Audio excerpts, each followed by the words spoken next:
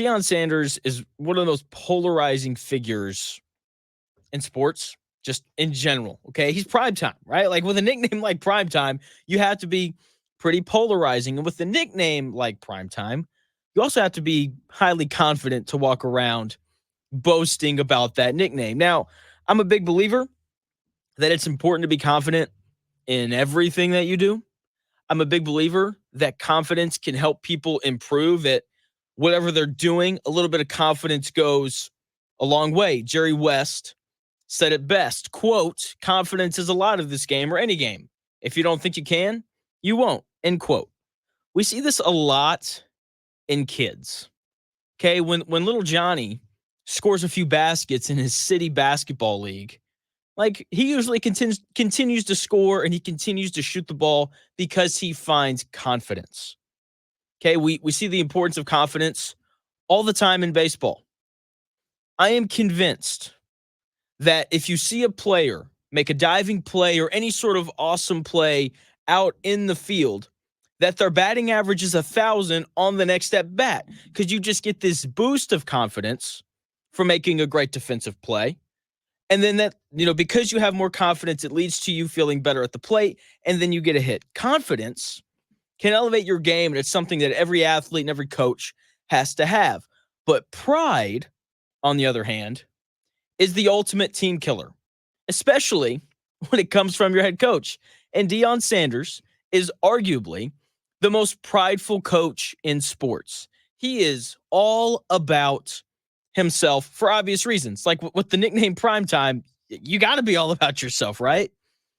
And look, like the list of accolades for Deion Sanders it's a CVS receipt, really long. He played professional baseball. He's the best cornerback ever.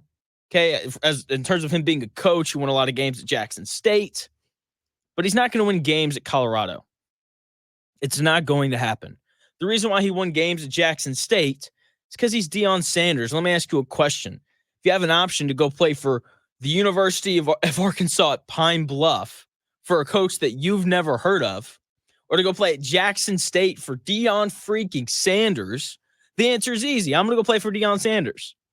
But once you move up into Power 5 football, the weight of your name isn't as heavy. It's like, hey, I can go play for Deion Sanders at 4-8 Colorado, or I can go play for, I don't know, Steve Sarkisian at Texas, who just made a college football playoff and is one of the best offensive minds in the sport. Deion Sanders is in a position now where he can't just say, hey, I'm Deion Sanders, come play football for me. It's not how it works. And because of that, he now has to build a culture, something that Sheehan in that interview I just did with him highlighted that Deion Sanders doesn't really care much for. And Deion Sanders, he has a point. That word culture, it gets thrown around a lot. Everyone has an opinion on what a good culture is. And look, I've never coached. I played college baseball. It's not really the same thing as high Division I sports. So I think I have a general idea of what culture is. I think that I know what a good culture is, but I can undoubtedly identify a bad one. Athlon Sports wrote an article earlier this week that came out interviewing former Colorado players, a lot of anonymous comments from players that have transferred out. Here's the thing. When players leave, it's usually not because they're happy, okay? Players leave because they're upset, so they can exaggerate things, but some of the things that are said in here are very alarming.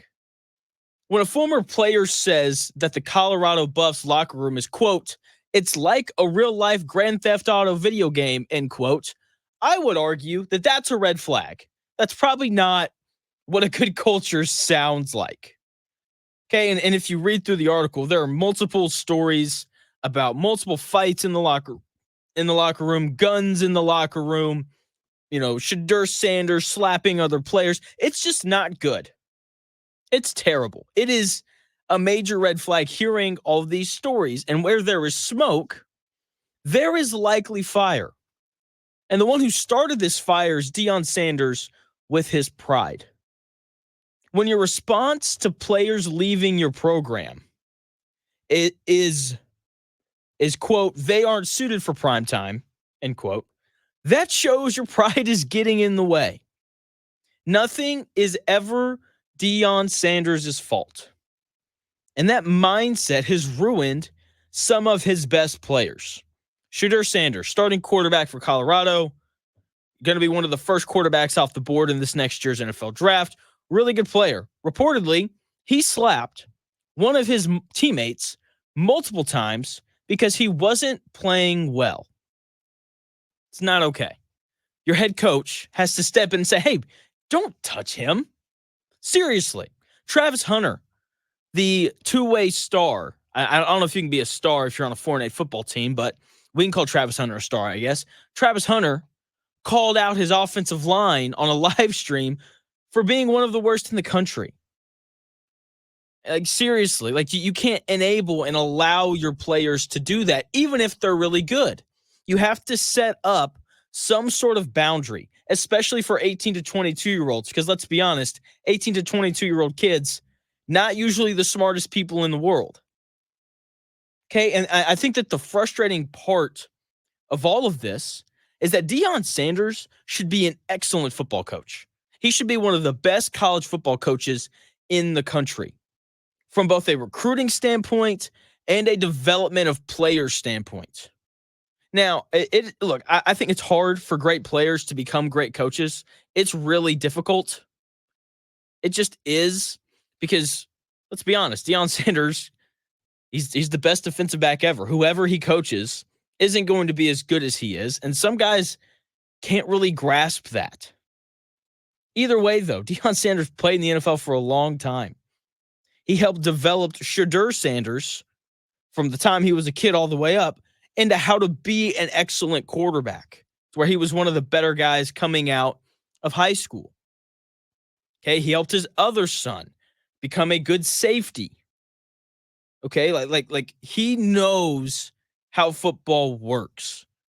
He does. He should be one of the better developmental coaches in all of college football. They should have the best secondary in the country every single year, but they don't, because Deion Sanders doesn't take the time to develop the talents of these kids. He doesn't. He's also one of the most charismatic people ever. He is extremely charismatic. People tend to just gravitate towards him. He's interesting. He should be an excellent recruiter. And the players on his roster should want to play for him because he's so charismatic and because he knows football so well after having played in the NFL for a long time. The issue is his pride gets in the way of it. And instead of building players up, he tears them down. He expects for players to be like himself, great immediately. And that's just not how athletes operate. That's just not how it is. It's not normal for 18-year-olds to show up on campus and immediately be amazing, especially in this day and age of college sports where seniors are 23, 24, 25 years old. It's a 7-year age gap. Okay, that's just not the way that college sports works. If a player leaves the University of Colorado or doesn't live up to expectations, it's because they aren't built for primetime, apparently. There is never any admission on Deion Sanders' part of potentially failing that player. There's never any admittance that the 8 losses that Colorado suffered last year could actually be Deion's fault. No, it was his players' fault, not the great Deion Sanders. It could never be his fault. And here's the thing, when you look at college sports, anyone, college basketball, college track and field, college hockey, college football, whichever one you want to look at, the best coaches in the country take the blame for losses, and they figure out what they can do better to help their players. Nick Saban, great friend of Deion Sanders. You would have thought that, Deion Sanders would have picked this up from Nick Saban. I guess not. Nick Saban took the blame for everything. He never threw his players under the bus. He never did it. Kirby Smart never throws his players under the bus. He always takes the blame.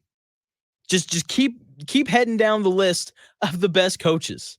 They take the blame and they do everything they can to protect their players, because in college, your players are young and they're emotional. Okay, you get a different guy every week when you're coaching 18, 19, 20-year-olds. Okay, they swing back and forth emotionally. And if you're coaching them, you have to know how to step in and keep them even keel. And part of that is saying things are your fault, even if they aren't. The best coaches in the country do that. Meanwhile, Deion Sanders does the opposite. He blames losses on his players and seems to not care about his players at all based on this story from Athlon Sports. It's his pride. It's in the way. Nothing can be his fault because he's Deion Sanders. Prime time, baby. And that's why he's never going to win at Colorado. He's too much about himself and not enough about his team.